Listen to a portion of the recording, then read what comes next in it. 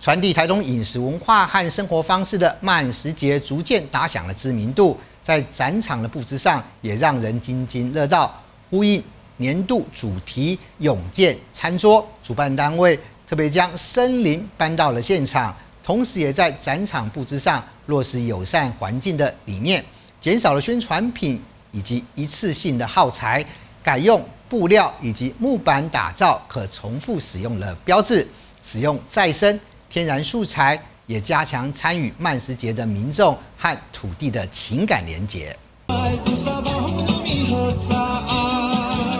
民众背起竹篓，头戴花圈，兴奋地站在慢食节主视觉海报前合影留念，与布幕上的族人一起搭配身旁的台东自然植物，仿佛就置身在林野之间。传递台东饮食文化的慢食节迈入第4年，除了惊艳四座的料理，每年的展场布置也让人津津乐道。入口主视觉的永健餐桌海报，由在地店家主人身着传统服饰，在食物森林中实景拍摄。展场设计邀请到来自部落的艺术家，用最天然的台东植物搭配衬托，将山林之美搬到铁花村现场。在地的朋友表现出他们除了穿族服，然后表现出这种很喜悦，然后在森林当中就是非常有活力的这个样子。那也象征着我们其实在这次的永健餐桌的主题上，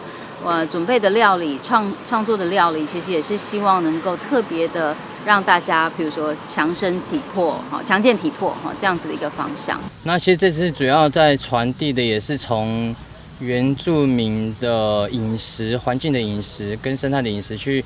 做保健饮食这件事情，所以我们都会从我们原住民的生活的器物跟场域来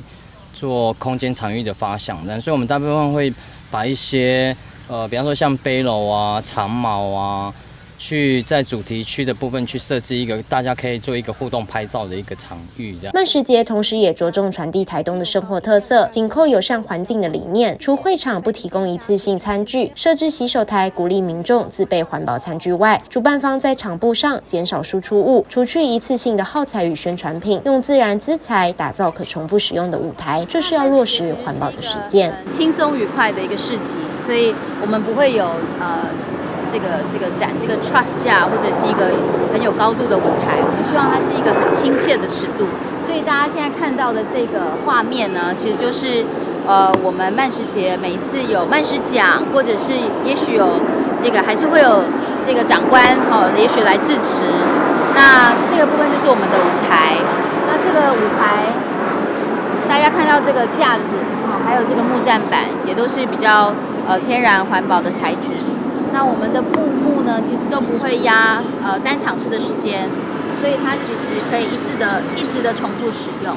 那什么是台东的元素？所以其实在我们每一次大会的展布上，我们也尽量的去呼应我们整体的这个设计的精神。自己既然在大会上提倡不使用一次性的餐具，所以我们的展布的相关的像招牌啦，像相关现场的一些输出，其实我们都会尽可能去考量到每一个场次，然后永续使用。比如说，我们其实这几年越来越减少相关的设计物输出。我们在使用的东西都是可以永续，然后是符合环境保护的，所以我们大部分我们在所采用的植物啊、布置啊，或者是展品的部分，都是除了在地以外，还有一个是跟在地文化连结的这件事情，还有非一次性的布置，这样用布匹与木板打造永久使用的招牌，舞台设计不压印日期，来年便可持续使用。台东慢食节从里到外，从饮食到生活，与前来的民众一同在每一个细节之处实践友善土地。记者江碧任台东市报道。